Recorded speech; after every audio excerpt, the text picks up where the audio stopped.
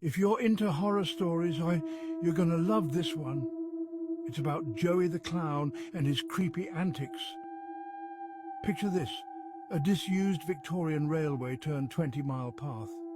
Perfect for a stroll, right? Think again. Deep in those tunnels, it's pitch dark. And that's where Joey the Clown haunts. Joey, a circus runaway, kidnapped and staged a gruesome act right in front of an oncoming train. They say his ghost still lingers, laughing maniacally with the sound of a baby crying and a locomotive hurtling down the tracks. And here's the kicker. Joey has a weird obsession. My mom used to say he preys on kids wearing odd socks. So, if you're planning to explore the old railway, make sure your socks match, or risk meeting Joey the Clown.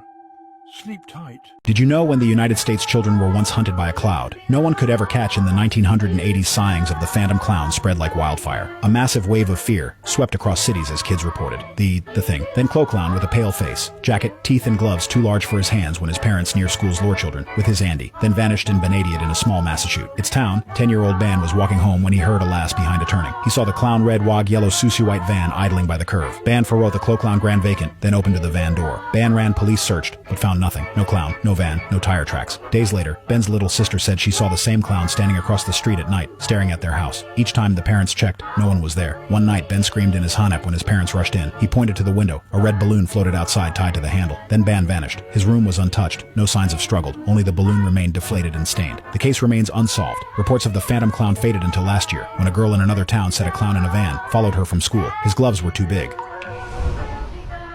They say in the frozen villages of Siberia, children were warned, never laugh at your reflection after dark. Not because it's rude, but because of Smishka. He was an ancient spirit, a clown-like trickster with painted eyes and a mouth that never closed.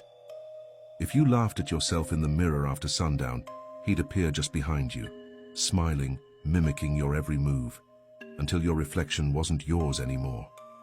First, the eyes change. Then the grin stretches, wider, cracked, unnatural. And when you try to look away, your reflection doesn't.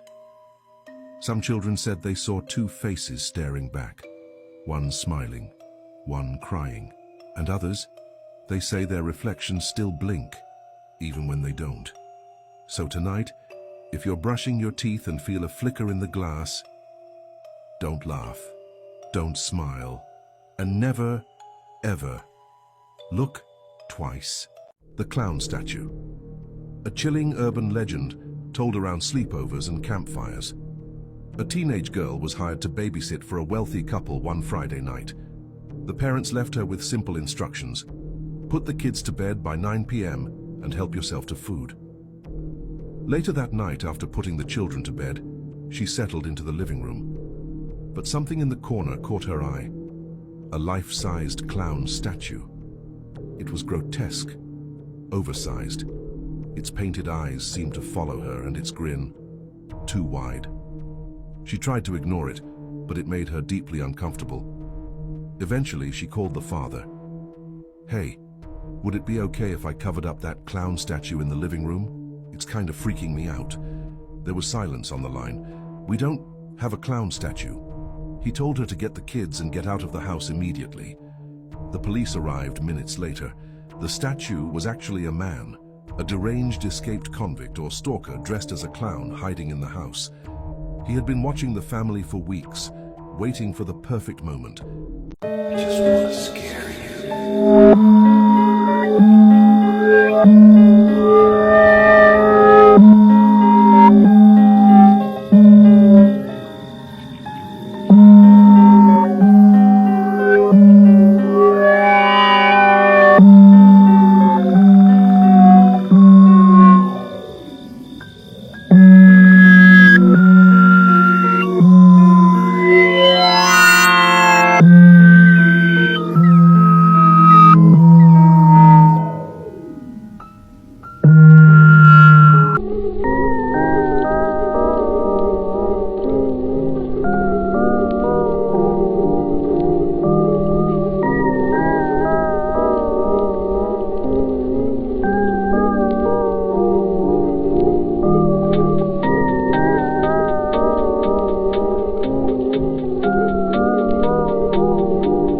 Have you ever heard the terrifying tale of the killer clown statue?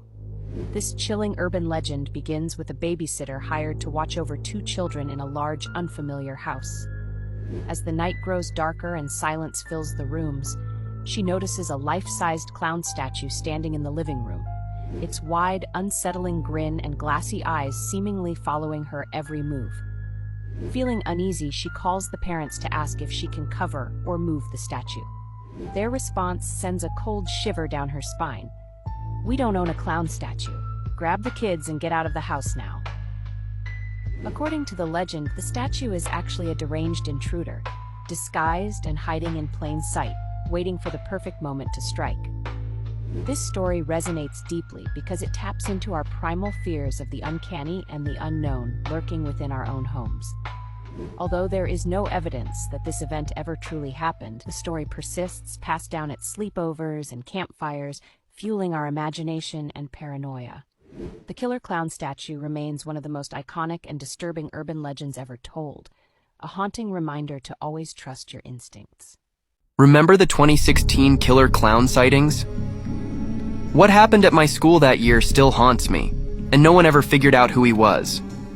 This happened in 2016, back when I was in 5th grade. If you remember that year, you probably remember all the killer clown sightings that were happening around the country. It was all over the news and social media.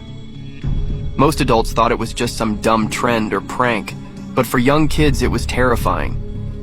It was a normal day at my quiet suburban elementary school.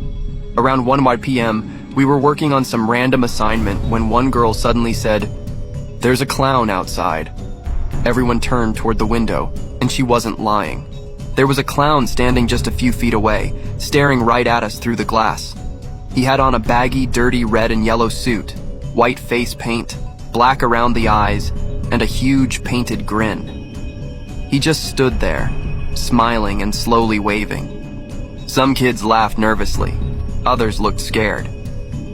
Our teacher, Mrs. Riker, walked to the window and told the clown to leave. But he didn't move, just kept staring, waving. She called the office, then came back in and shut the blinds. He was still out there. Moments later, the principal came on the loudspeaker. "Staff, please get your classrooms into lockdown formation." The tone said it all. This wasn't a drill. Mrs. Riker turned off the lights, locked the door, and told us to get under our desks. We waited like that for what felt like forever. Silent. Tense.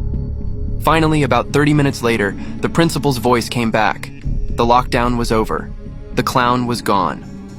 School went on like normal, but everyone was shaken. Later that day, I was walking home with my friend Chris when two girls ran past us, panicked. One yelled, "There's someone in the woods!" We turned. Behind the school is a small patch of trees. Not a forest, but just thick enough to block the view. And there he was. The same clown, same dirty suit, standing just out of clear view, waving again. But this time he wasn't waving at random.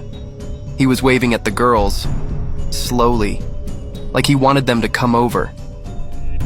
Chris and I didn't speak. We just ran. I told my parents and they called the school. Police patrolled the area but never found anyone. To this day, no one knows who he was. But the part that haunts me most?